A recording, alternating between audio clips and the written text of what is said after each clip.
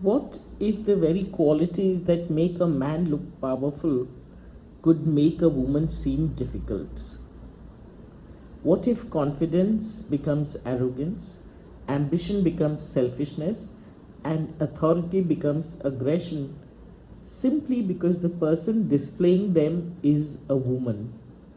Hello, and welcome to Between the Lines Literary Analysis with Smitha, where we look beyond the surface to uncover how words, images, and popular culture construct meaning.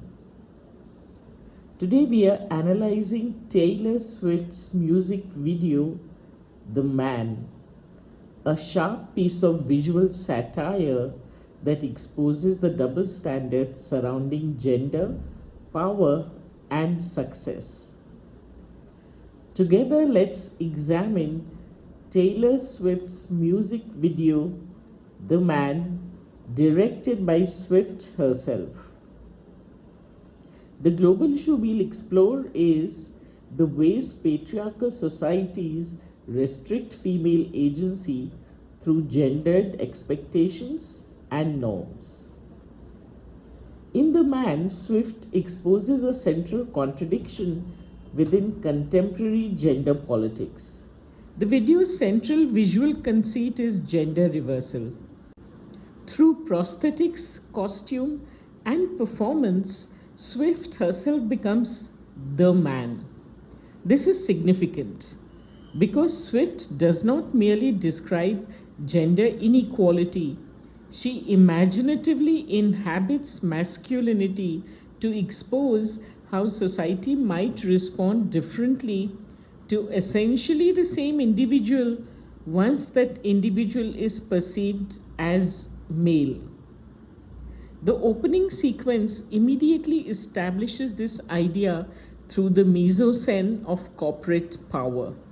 The man, dressed in a sharply tailored suit, stands in an elevated office overlooking the Manhattan skyline. The verticality of this setting positions him metaphorically above the city, while the expansive view connotes wealth, opportunity, and control. His assured posture suggests that he does not need to prove that he belongs in this environment.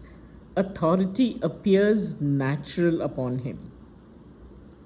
The visual construction interacts significantly with Swift's reference to being perceived as a fearless leader. The phrase exposes the gendered language through which ambition is interpreted. Swift suggests that qualities such as assertiveness and ambition can signify leadership when embodied by a man, while similar behavior in a woman may be interpreted as aggression or excessive ambition. Patriarchy therefore restricts female agency not simply by denying women access to power, but by determining whose exercise of power appears legitimate. Swift then moves from institutional power to everyday entitlement in the subway sequence. Here, proxemics becomes particularly significant.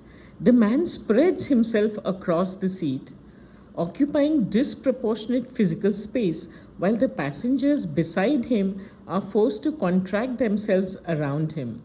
His smoking further privileges his own comfort over that of the woman beside him, who visibly reacts to the smoke. Swift uses hyperbole and visual satire to transform man-spreading into a metaphor for patriarchal privilege. The contrast is striking. He expands while others accommodate.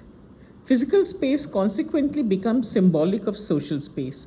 The man behaves as though he possesses an unquestioned right to occupy as much of it as he chooses. This directly develops the global issue. Patriarchal expectations often require women to be accommodating, agreeable, and conscious of the comfort of others. Swift reverses those expectations by constructing a male figure who experiences no equivalent pressure to diminish himself. The third sequence develops Swift's critique further. The man walks confidently through a corridor framed by repeated arches, while disembodied hands emerge from either side to high five him. The symmetrical composition, central framing, and leading lines created by the arches continually direct our attention towards him. He occupies the visual center of his world. More importantly, the disembodied hands can be interpreted symbolically. Because the individuals remain invisible, the hands become almost a collective social chorus, repeatedly affirming him as he progresses through the corridor. Swift therefore moves beyond individual male entitlement to expose the societal structures that validate and reward it.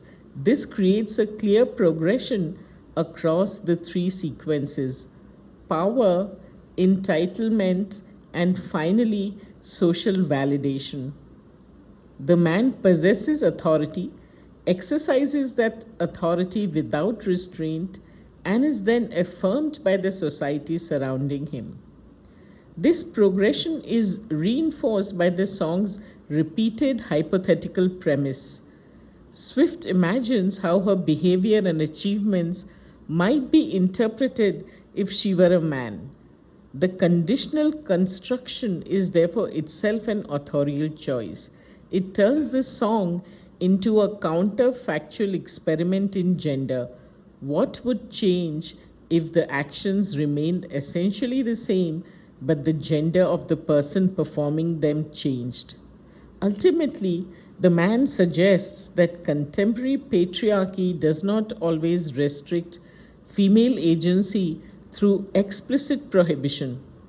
Its mechanisms can be subtler. Women may possess the freedom to pursue ambition, authority, and independence, yet face gendered social consequences for exercising that freedom. Through gender reversal, mise-en-scène, proxemics, hyperbole, satire, symbolism, and central framing, Swift exposes a society in which masculine authority is naturalized, masculine entitlement is accommodated, and masculine success is socially validated.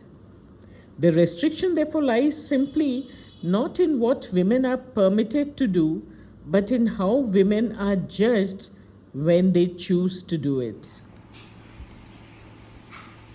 So perhaps the most important image with which to leave the man is not the woman transforming into the man, it is the woman emerging into her own.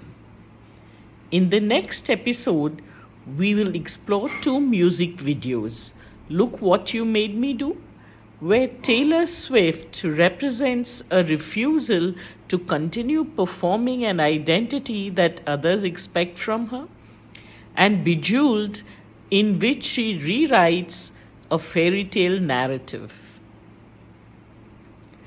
Until then, keep listening, keep questioning, keep reading between the lines, beyond the screen. This is Between the Lines, Literary Analysis with Smitha. Thank you for joining me.